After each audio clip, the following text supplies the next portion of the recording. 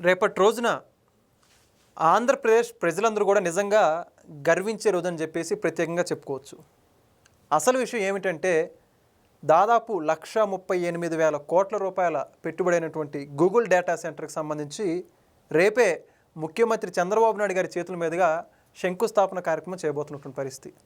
అయితే ఇప్పటికే దీనికి సంబంధించి జగన్మోహన్ రెడ్డి గారు కావచ్చు, వైఎస్ఆర్సీపీ కావచ్చు, అది మా హయాంలోనే అనుమతులన్నీ ఇచ్చారు, మా హయాంలోనే శంకుస్థాపన చేశాము, ఆ క్రెడిట్ ఏదైనా ఉంటే మాకే రావాలని చెప్పేసి అనేక రకాలుగా వాళ్ళు డప్పు కొట్టుకుంటున్న పరిస్థితి అందరికీ కూడా తెలిసిందే. యువతల పక్క చూసుకుంటేనేమో లోకేష్ గారు క్రెడిట్ చోరీ డిజార్డర్ జగన్మోహన్ రెడ్డి అని చెప్పేసి కుండ బద్దలు కొట్టినట్టు చెప్పారు. మరి అయితే ఇదే అంశానికి సంబంధించి మరిన్ని విషయాలు తెలుసుకోవడానికి మనతో పాటు ఉన్నారు సీనియర్ జర్నలిస్ట్ డివి శ్రీనివాస్ గారు.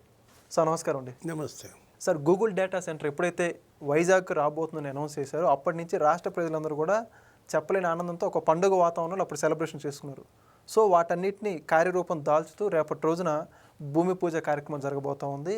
నారా లోకేష్ గారు, చంద్రబాబు నాయుడు గారు వీళ్ళందరి చేతుల మీదుగా మళ్ళీ వైఎస్ఆర్సీ బ్యాచ్ మొత్తం దిగేసి అదిగో భూమి పూజ జరుగుతుందంటే అది మొత్తం జగన్మోహన్ రెడ్డి గారి దయ వల్లే, అది మొత్తం కూడా Adani data centre, Google data centre కదని మళ్ళీ రంగంలోకి దిగారు. ఇక్కడ మాత్రం చూసుకుంటే సర్వం సిద్ధం అయిపోయింది. ఈ అంశం గురించి మీరేమంటారు? ఇక్కడ రెండు అంశాలు.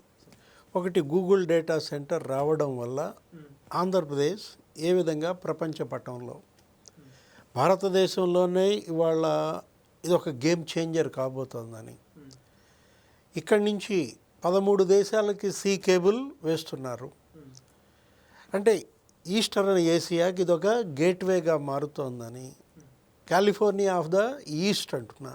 దీంట్లో అసలు ఉత్తరాంధ్ర దాని యొక్క స్వరూపం ఎలా మారుతోంది. గతంలో వలసలు, ఇక్కడి నుంచి వేరే ప్రాంతాలకు వలస వెళ్ళేవాడు, ఇప్పుడు అది కాస్త రివర్స్. ఓకే, వేరే ప్రాంతాల నుంచి ఇవాళ విశాఖ, ఉత్తరాంధ్రకి వలసలు పెరుగుతాయా? ఎందుకంటే ఇవాళ ఎంప్లాయ్మెంట్ హబ్గా విశాఖపట్నం, మొత్తం జాబ్ ఆపర్చునిటీస్ విస్తృతంగా అక్కడ పెరుగుతున్నటువంటి దీంట్లో అటు ఐటీ రంగం, ఇటు ఏది డేటా అనలిటిక్స్, ఆర్టిఫిషియల్ ఇంటెలిజెన్స్ నిపుణులు, సాఫ్ట్వేర్ నిపుణులు, హార్డ్వేర్ నిపుణులు, అనేక పోస్టులు ఇవాళ ఇక్కడ యువతని ఆకర్షిస్తున్న నేపథ్యంలో గూగుల్ డేటా సెంటరే కాదు, ఆ పరిసరాల్లో ఏంటి, ఇప్పుడు రిలయన్స్ బ్రూక్ఫీల్డ్ డేటా సెంటర్ అదొక 1,38,000 కోట్లతో. నెక్స్ట్ సిఫీ టెక్నాలజీస్, ఆ తర్వాత పై డేటా సెంటర్స్. అసలు పోర్ట్ సిటీ కాస్త ఇప్పుడు డేటా సిటీగా మారుతుంది. ఇప్పటిదాకా విశాఖపట్నం ఏంటి, పోర్ట్ సిటీ అంటాం, అట్లాంటిది డేటా సిటీగా.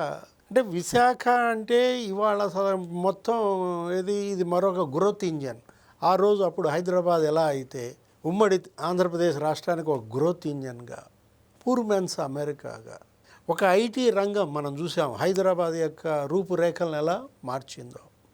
ఇన్ఫర్మేషన్ టెక్నాలజీ కాస్త బయోటెక్నాలజీ డెవలప్మెంట్, అటు ఫార్మా ఇండస్ట్రీ, ఇటు జినోమ్ వ్యాలీ, అనేక రకాల ఉపాధి అవకాశాలకి అన్ని ప్రాంతాల నుంచి హైదరాబాదే తరలి వచ్చిన పరిస్థితుల్లో ఇప్పుడు రేపు విశాఖ ఆంధ్రప్రదేశ్కి ఒక గ్రోత్ ఇంజన్గా మారుతున్న నేపథ్యం. ఇప్పుడు మీరు అన్నారేంటి, ఇప్పుడు ఈ విమర్శలు ఏంటి అని.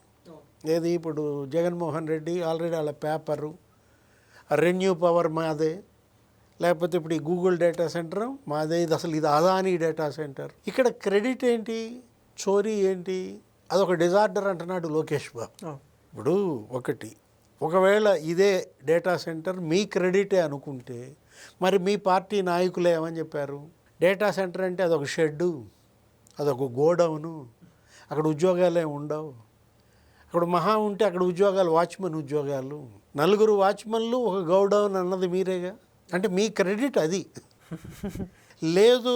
అసలు దీనిపైన ఎంత వ్యతిరేకత పెంచారు. ఉష్ణోగ్రతలు పెరుగుతాయి, దానివల్ల అసలు అక్కడ వేడి విపరీతంగా పెరుగుతుంది, ఇక్కడ జనావాసాలు ఉండలేరు, భూములు ఇవ్వద్దు, లేకపోతే నీళ్లు విపరీతంగా వాడేస్తారు, అది ఎడారిగా మారుద్ది ఆ ప్రాంతం అంతా, కరెంటు విపరీతంగా వాడేస్తారు, భవిష్యత్తులో అక్కడ కరెంటు కొరత ఏర్పడుద్ది. ఇట్లా ప్రజల్లో దీనిపైన వ్యతిరేకత పెంచడం కదా మీ క్రెడిట్. దాన్ని ఎవరన్నా చోరీ చేయగలరా?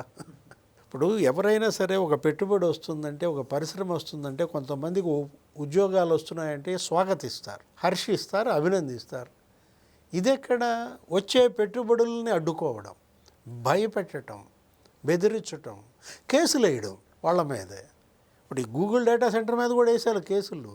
ఇక్కడ కూడా భూములు ఇవ్వద్దని బెదిరించారు. ఎవరో దాకా ఎందుకు ఆ భోగాపురం భూములు జగన్మోహన్ రెడ్డి సీఎంగా ఆక్రమించినటువంటి ఆయన అప్పటి ప్రధాన కార్యదర్శిగా పనిచేసిన జవహర్ రెడ్డి ఆయన బినామీలు అక్కడ రైతులను బెదిరిస్తున్నారని అమ్మద్దు అంటున్నారని గంటా శ్రీనివాసరావు వెళ్ళి వాళ్ళందరికీ నచ్చజెప్పి అక్కడ ఉన్న తెలుగుదేశం నాయకులు ఎమ్మెల్యేలు భూములు ఇప్పించిన పరిస్థితి. ఇప్పుడు ఇది మాదే క్రెడిట్ అంటే అదానీ డేటా సెంటరు. ఇప్పుడు గూగుల్ మరి సుందర్ పిచే ఎలా ప్రకటించాడు? సుందర్ పిచే ఏమని చెప్పాడు? సుందర విశాఖలో గూగుల్ డేటా సెంటర్ పెడుతున్నాం అని ఆయన ఆన్ స్క్రీన్ బయటకు వచ్చి మాట్లాడారు కదా. ఎవరి హయాంలో? జగన్మోహన్ రెడ్డి హయాంలో సుందర్ పిచాయ్ ప్రకటించాడా? చంద్రబాబు హయాంలో ప్రకటించాడా? చంద్రబాబు నాయుడు హయాంలో. అంటే ఇక్కడ మీరేంటంటే ఇక్కడ ప్రజల్లో ఒక రకమైన టోటల్గా అన్పాపులర్ అయినటువంటి డ్యామేజ్ అయినటువంటి వైఎస్ఆర్ కాంగ్రెస్ పార్టీ ఈ వస్తున్న పెట్టుబడులు, ఈ పెడుతున్న కంపెనీలు, కేంద్రం ఇస్తున్న నిధులు చూసి ఇక ఏమన్నా గంగ వెర్రులు ఎత్తిపోతున్నారు. వాళ్ళు ఏంటంటే ఇదంతా మళ్ళా ఎక్కడ Telugu Desam, Janasena, BJP double engine సర్కార్ కూటమి యొక్క క్రెడిట్ అవుతుందో, నెక్స్ట్ ఎన్నికల్లో వాళ్ళనే మళ్ళీ గెలిపిస్తారో ఆ భయంతో ఈ విధమైన ప్రచారమా? అంటే మీకు సొంత మీడియా, మీ సోషల్ మీడియా, కూలి మీడియా అందరూ ఇదే బిగించేస్తున్నారు. రెన్యూ పవర్ విషయంలో కూడా అదే చెప్పారు. ఇప్పుడు మొన్న మనం చూసాం రెన్యూ పవర్ ఒక 6,000 కోట్లతో శంకుస్థాపన. అంటే ఒకటి ఆ రెన్యూ పవర్ 82,000 కోట్లతో వస్తుంది అన్ని చోట్ల కలిపితే ఆంధ్రప్రదేశ్లో. సుమంత్ సిన్హా ఏమన్నాడు మొన్నే కదా విశాఖ సమ్మిట్లో మాట్లాడుతూ 6 ఏళ్ళు అయింది ఆంధ్రప్రదేశ్లో అడుగుపెట్టి, ఇప్పుడే మళ్ళీ ఆంధ్రప్రదేశ్లో పెట్టుబడులు పెడుతున్నామని ఆయన అన్నారు. అదేమంటే రెన్యూ పవర్ నేనే తెచ్చానంటే నువ్వు తెస్తే రెన్యూ పవర్ సుమంత్ సిన్హా మాట ఎందుకు అన్నాడు? తిరిగి మళ్ళా 6 ఏళ్ల తర్వాత ఆంధ్రప్రదేశ్లో అడుగు పెడుతున్నాం అనే మాట. ఇప్పుడు జగన్మోహన్ రెడ్డి హయాంలో పెట్టుబడులు తరిమేశారు, బెదిరించారు, వాటాలు అడిగారు, క్యాంటీన్లు అడిగారు, ట్రాన్స్పోర్ట్ కోసం బెదిరించారు. అలా బెదిరిస్తే కదా అందరూ పారిపోయింది. ఆయనే చెప్పాడు సజ్జల రామకృష్ణారెడ్డి, బహిరంగంగా ప్రకటించాడు మీడియా దగ్గర, మేమే పొమ్మన్నాం అమర్ రాజా అని, అదేదో పొల్యూషన్ అను ఏదో అన్నాడు. దానివల్ల ఆంధ్రప్రదేశ్కి, చిత్తూరు జిల్లాకి జరిగిన నష్టం 10,000 మంది ఉపాధి కోల్పోయారు. తెలంగాణ బెనిఫిట్ పొందింది. మహబూబ్ నగర్ వాళ్ళ అదృష్టం, ఇక్కడ 10,000 కోట్లు పోయాయి, వాళ్ళు ఆ 10,000 కోట్లు బ్రహ్మాండంగా తెచ్చుకుని పెట్టుకున్నారు. ఇప్పుడు ఇక్కడ క్వాంటమ్ వ్యాలీ క్రెడిట్ జగన్మోహన్ రెడ్డిదేనా? చెప్పు, నువ్వు చెప్పు. క్వాంటమ్ అనే పదం జగన్మోహన్ రెడ్డి నోటెంబటి ఎప్పుడన్నా విన్నావా? అసలు క్వాంటమ్ కంప్యూటింగ్ అని, క్వాంటమ్ టెక్నాలజీ అని లోకేషే చెప్పాడు కదా. ఏమని మొన్నేదో ముంబైలో ఇంటర్వ్యూలో చంద్రబాబు నాయుడు గారు క్వాంటమ్ టెక్నాలజీ గురించి మాట్లాడుతుంటే నాకు అర్థం కాక కింద టేబుల్ కింద సెల్ ఫోన్లో ఎతికాను.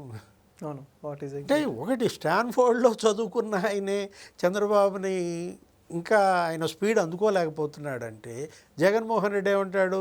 Fish market. ఇప్పుడు ఇక్కడ జగన్మోహన్ రెడ్డి ఇవాళ వాలంటీర్లు అనే వాళ్ళని ఉద్యోగాలు అంటాడు. నెలకు 5,000 జీతం ఇచ్చే వాలంటీర్ పోస్టులు ఉద్యోగాల. ఆ రోజు కూడా ప్రచారం ఏంటి? ఐటీ కంప్యూటర్లు కూడు పెడతాయా అన్నారు. మరి ఆ ఐటీ అసలు ఐటీ వల్ల ఉద్యోగాలు పోతాయన్నారు. ఐటీ వల్ల ఆ రోజు వచ్చినప్పుడు ముఖ్యమంత్రి చంద్రబాబు ఇన్ఫర్మేషన్ టెక్నాలజీ ఉమ్మడి రాష్ట్ర సీఎంగా 25 ఏళ్ల క్రితం అది గేమ్ చేంజర్. ఒక ఉద్యోగం పోగొడతాం కాదు, 4 ఉద్యోగాలు క్రియేట్ చేసింది. ఇప్పుడు ఇది కూడా అదే, ఏది ఆర్టిఫిషియల్ ఇంటెలిజెన్స్ అయినా దీనివల్ల ఉద్యోగాలు పోవు. వీళ్ళు చేస్తున్న ప్రచారం ఏంటి? ఇప్పుడు 70% ఉద్యోగాలు పోయినాయి అనుకో, 90% ఉద్యోగాల సృష్టి జరుగుతుంది. అంటే అదనంగా ఇంకా 20% ఉద్యోగాలు పెంచుద్ది అన్నమాట. దాన్ని అందిపుచ్చుకోవాలి. మార్పుని ఇవాళ ఎవరైతే ఫస్ట్ అందిపుచ్చుకుంటారో వాళ్ళు సర్వైవ్ అవుతారు. Survival of the fittest. ఏది ఇప్పుడు ఐఏఐ అందరూ నేర్చుకోవాలి, డేటా అనలిటిక్స్, డేటా దీంట్లో ప్రావీణ్యం తెచ్చుకోవాలి, క్వాంటమ్ కంప్యూటింగ్లో మరి స్కిల్స్ పెంచుకోవాలి. వాళ్ళు సర్వైవ్ అవుతారు. మొత్తం రాబోయే ఉద్యోగాలన్నీ అవే. Thank you sir. నమస్తే.